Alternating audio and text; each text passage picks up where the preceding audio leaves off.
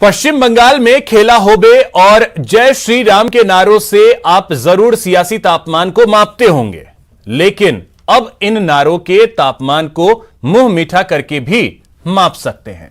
ये नारे पश्चिम बंगाल की खास मिठाई संदेश पर भी लिखे जा रहे हैं, जो मुंह मीठा करने के साथ ही राजनीतिक संदेश भी दे रहे हैं।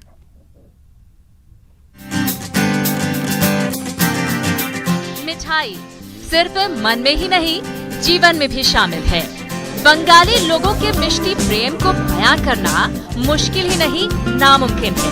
तभी तो पश्चिम बंगाल की सियासी लड़ाई की झलक चुनावी मैदान के साथ साथ यहाँ की मिठाइयों में भी देखने को मिल रही है। सौंदेश मिठाई मुंह मीठा करने के साथ ही अब राजनीतिक संदेश भी दे रही है। जय श्री राम और खेला होबे जैसे नारे तो आपने सभाओं और रैलियों में खूब सुने होंगे, लेकिन अब इन नारों को मिठाइयों पर भी लिखा देख लीजिए।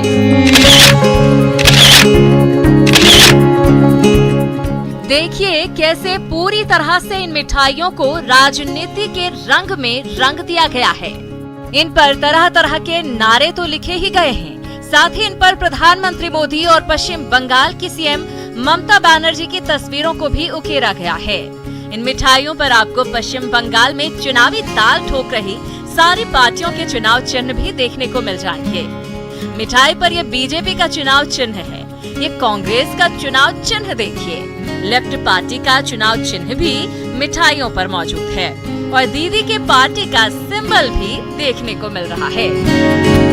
और सबसे बड़ी बात कि पश्चिम बंगाल के लोग इन मिठाइयों को काफी पसंद कर रहे हैं। Coming with something like this in before the elections is something which is going to attract a lot of eyeballs and it's definitely a very innovative idea.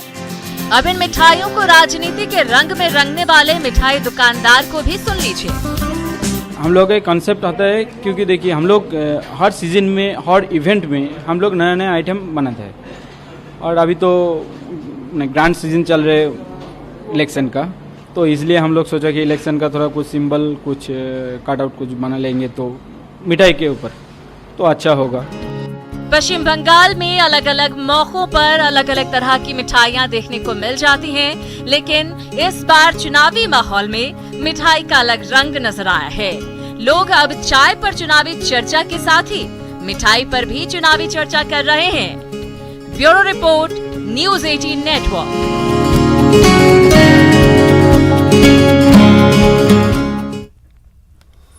Maharashtra में कोरोना का संक्रमण एक बार फिर बढ़ रहा है।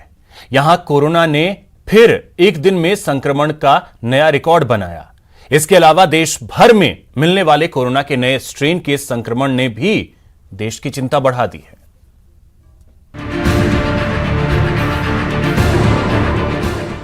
जिंदगी पटरी पर आ गई है, फिर से पुरानी रफ्तार पकड़नी शुरू कर चुकी है। देश के कई इलाकों में कोरोना संक्रमण की रफ्तार धीमी पड़ने लगी है, लेकिन महाराष्ट्र जैसे कुछ एक प्रदेशों में संक्रमण के आंकड़े फिर से डराने लगे हैं। कोरोना का संक्रमण एक बार फिर बढ़ने लगा है। महाराष्ट्र में तो संक्रमण की रफ्तार में एक दिन में 250% का इजाफा हुआ है। पिछले 24 घंटे में महाराष्ट्र में 10,216 लोग संक्रमित पाए गए। यहां 5 महीने में पहली बार संक्रमण का आंकड़ा 10,000 पार कर गया। इससे पहले 17 अक्टूबर को 10,259 लोग पॉजिटिव पाए गए थे। बात पूरे देश की करें तो 24 घंटे में देश में कोरोना के 18,327 नए मामले सामने आए हैं। 14,162 लोग रिकवर हुए और इस दौरान 109 लोगों की मौत हो गई। फिलहाल इतना ही। नमस्कार।